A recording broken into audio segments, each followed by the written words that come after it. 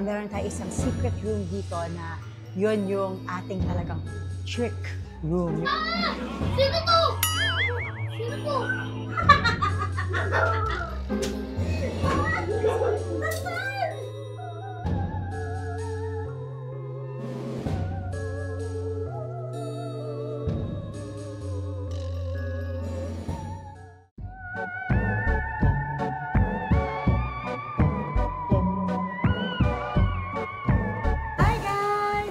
Today, we are going to have a Halloween party!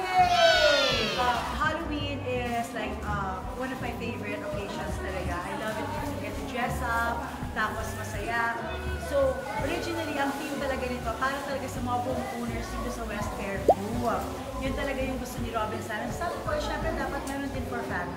So, this year, we are the Incredibles. We always do, the other time we were the Care Bears, we were also Paw Patrol. May isang beses, we were Mother Goose Club, iba-iba. So this year, we are the Incredibles, and this is our party. Ayaw ni Robin ng theme na parang yung nakakatakot, yung morbid, ganyan.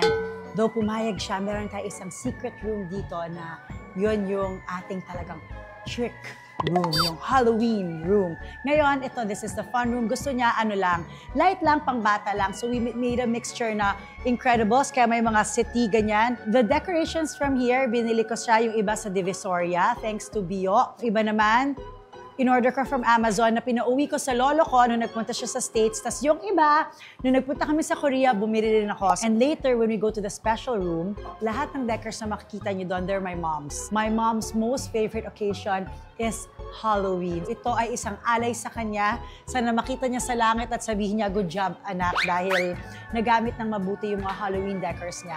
Doon sa journey, para hindi sila matakot, sinama ko sila doon sa pag-set up. Para that way, hindi yung matatakot sila pagkita nila, di ba? Kasi syempre, natutulog kami dito, baka no next time, ayaw na nila pumasok. Kung yung matakot sila dun sa room na yun, di ba? We have here si RJ Face Paint. Kasi favorite ni Gabriela magpa-face paint, kaya kasama natin si Harry. Oh, Romer. Sino si Harry? Homer. Oh, kaya ako nasabing Harry dahil Homer ka. Ikaw naman si Jennifer. Sila po ang in charge sa pag-face paint natin. So from 3 to 5 o'clock, pamilya lang muna tayo. Tapos 5 to 7, kasama na natin yung mga nandito sa community sa West Fairview. So I ordered this from my friends, Isa Delivers. Ito yung gagayahin nila. Yan si Lolo. Lolo, show your outfit. That's Lolo. Siya si... Yan. So we have Happy Cup. Thank you so much to the Gonzaga sisters. Favorite na milk tea namin. And then we have Slamin Burgers. Super sarap ng Slamin Burgers. So today wala tayong cater, puro food carts tayo. Tingnan mo yung hotdog station natin. Dahil Halloween, ginawang itim yung mga buns. Yes. We have pizza. Paano ba i-pronounce yan? Okay. Grigliata. Okay? Every party, ilang party na tayo, sir? Parang pangatlo na yata natin. Pangatlong party na natin. Super sarap ng pizza nila. Why do we love it? Super thin nung kanilang crust. Mang Bert's ice cream. First time natin siyang makasama sa party natin. So, marami dito mga first time natin. Of course, potato corner, favorite of my kids. First. Isabella, what do you want to look like today?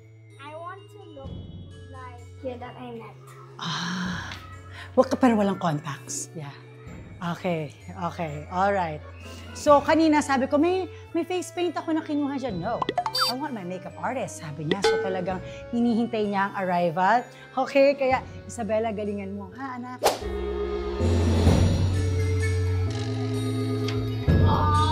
So many kids came and they're all really in their costumes. It's so nice to see them dressed up for Halloween. We are having so much fun. Gagawa po tayo ng best costume tayo. Number 1 natin, yung winner, 10,000. Yung second runner-up, 5,000. Yung third runner-up, 3,000. Sino mag-judge? Parang ako. Dala ka lang. Okay, ganda. Thank you, Mommy, ha. Ganda. Oh, hi! Si Blippi! Hi, Blippi! Hi! I love it, Aisha! Magandang gabi, bayan! naging sinolid de Castro. I told you guys na pinaka-favorite occasion ng mommy ko is Halloween. So ito, as gory as it may seem, is dedicated to her. Kasi favorite niya to and I think she'd be really proud. Kasi marami, actually halos lahat ng gamit dito kanya. Like itong kabaong na to, siya nagpagawa niyan. Itong bato siya yan. May ulo dito kanina. Asan yung ulo na yon? Ito. Patumba. Yan. Kanya yan. Lahat yan kanya. Kanya yan.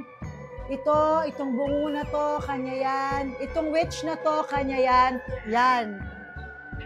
Lahat yan kanya. So, pumayag lang si Robin na may isang room na gawing nakakatakot. Ito pa. Ito akin to. I think sa mga kababalaghan na mga nangyayari ngayong October 31, nandito tayo ngayon sa nakakatakot na lugar. Haunted Museo de Padilla. To everyone sa Barangay West Fairview, thank you for coming today. Maraming salamat po. Okay, now sa mga matatapang na kids, I have the yummy candies, the yummy chocolates. Kung gusto nyo pa, you can get dito sa underground room. Pero, nakakatakot dyan.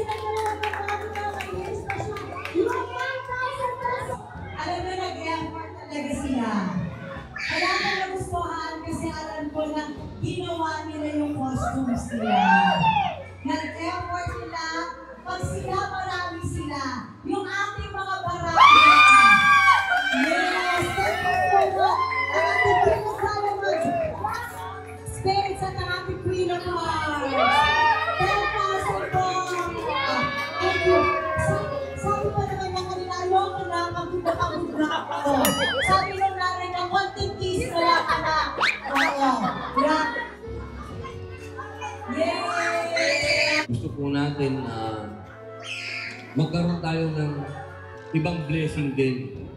Kasi siyempre, alam niyo ang Halloween, dapat isang bagay din yan na alam natin kukontrahin.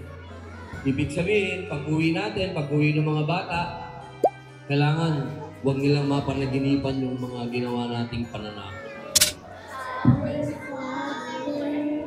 Who art in heaven, hallowed be thy name. Thy kingdom come, thy will be done on earth as it is in heaven.